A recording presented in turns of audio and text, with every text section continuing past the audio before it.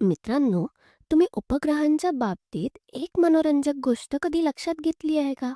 काही उपग्रह पृथ्वीभोवती इतक्या वेगाने फिरतात की ते फक्त 90 मिनिटात पृथ्वीची प्रदक्षिणा पूर्ण करतात. पण काही उपग्रह तर दिवस-रात्र आकाशात एकाच ठिकाणी स्थिर असल्यासारखे वाटतात. मला सांगा, हे कसं काय बरं शक्य आहे? तर याचं गुपित तो उपग्रह पृथ्वीपासून किती उंचावर आहे यामध्ये दडलंय. या उंचीनुसार उपग्रह वेगवेगळ्या प्रकारच्या कक्षांमध्ये फिरतात. उपग्रहाच्या कक्षेची पृथ्वीच्या पृष्ठभागापासून असलेली उंची लक्षात घेऊन या कक्षांचे 3 मुख्य प्रकारांमध्ये वर्गीकरण केले जाते. उच्च कक्षा म्हणजे हाय अर्थ ऑर्बिट, मध्यम कक्षा म्हणजे मीडियम अर्थ ऑर्बिट आणि निम्न कक्षा म्हणजे लो अर्थ ऑर्बिट. चला तर मग आता आपण प्रत्येक प्रकार सविस्तरपणे समजून घेऊया. जर एखादा उपग्रह 35,780 किलोमीटर किंवा त्यापेक्षा जास्त उंचीवर भ्रमण करत असेल, तर त्याला उच्च कक्षेत असलेला उपग्रह असं म्हणतात. या उंचीवरील उपग्रहाला पृथ्वीभोवती एक प्रदक्षिणा पूर्ण करण्यासाठी 24 तास लागतात. आणि आपल्याला तर माहितीच आहे की पृथ्वीला सुद्धा स्वतःच्या अक्षाभोवती एक फेरी पूर्ण करण्यासाठी साधारण 24 तास लागतात. बरोबर? आता जर असा उपग्रह विषुववृत्ताला समांतर असलेल्या कक्षेमध्ये फिरत असेल, तर पृथ्वीला स्वतःभोवती फिरण्यासाठी लागणारा वेळ आणि उपग्रहाला प्रदक्षिणा पूर्ण करण्यासाठी लागणारा वेळ हे दोन्ही सारखेच असतील. परिणामी हा उपग्रह पृथ्वीच्या सापेक्ष स्थिर असल्यासारखा दिसतो. ही परिस्थिती अगदी तशीच आहे, जसं जेव्हा दोन वाहनं एकमेकांना समांतर आणि सारख्या वेगाने धावत असतात तेव्हा एका वाहनातील व्यक्तीला दुसरे वाहन स्थिर असल्यासारखे वाटते. अशा उपग्रहांना जिओसिंक्रोनस सॅटेलाइट किंवा भूस्थिर उपग्रह असं म्हणतात. आता भूस्थिर उपग्रहांचा वापर कुठे केला जात असेल बरं? विचार करा. पृथ्वीवरून पाहताना ते एकाच ठिकाणी आहेत असं वाटतं.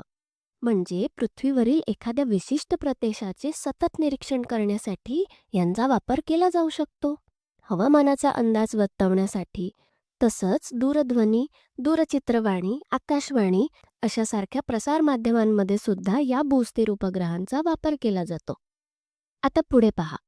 जर उपग्रहाच्या कक्षेची उंची 2000 किलोमीटर ते 35,780 किलोमीटरच्या दरम्यान असेल, तर तो मध्यम कक्षेत आहे असं म्हणतात.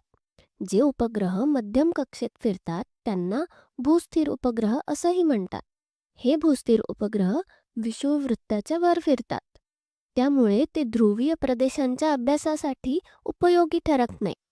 मध्यम कक्षेत उपग्रह एक प्रदक्षिणा पूर्ण करण्यासाठी 2 ते 24 तास घेतात. काही उपग्रह 20,200 किलोमीटर उंचीवर वर्तुळाकार कक्षेत फिरतात. उदाहरणार्थ आपली जागतिक स्थान निश्चिती प्रणाली म्हणजे GPS अशाच उपग्रहांचा वापर करते. तर असे असतात मध्यम कक्षेमध्ये फिरणारे उपग्रह. आता पुढे पहा. जर उपग्रह 180 किलोमीटर ते 2000 किलोमीटर ह्या उंचीच्या दरम्यान फिरत असेल, तर त्याला लो अर्थ ऑर्बिटमध्ये असल्याचं किंवा निम्न कक्षेमध्ये असल्याचं म्हणतात. निम्न कक्षेतील उपग्रह प्रामुख्याने वैज्ञानिक प्रयोगांसाठी आणि वातावरणाच्या अभ्यासासाठी वापरले जातात. त्यांच्या उंचीनुसार हे उपग्रह सुमारे 90 मिनिटात एक प्रदक्षिणा पूर्ण करतात. इंटरनॅशनल स्पेस स्टेशन आणि हबल दुर्बीण किंवा हबल स्पेस टेलिस्कोप ही निम्न कक्षेतील उपग्रहांची उदाहरणे आहेत. आता पहा, अजून एक मजेदार गोष्ट. तुम्हाला माहिती आहे का की 2016 मध्ये college of engineering Pune COEP इथल्या विद्यार्थ्यांनी एक छोटा उपग्रह तयार केला होता आणि इस्रो म्हणजे भारतीय अंतराळ संशोधन संस्थेच्या मदतीने त्याला अवकाशात पाठवला होता. या उपग्रहाचे नाव स्वयं असे आहे आणि त्याचं वजन सुमारे 1 किलोग्रॅम इतके आहे. तो 515 किलोमीटर उंचीवर फिरतो.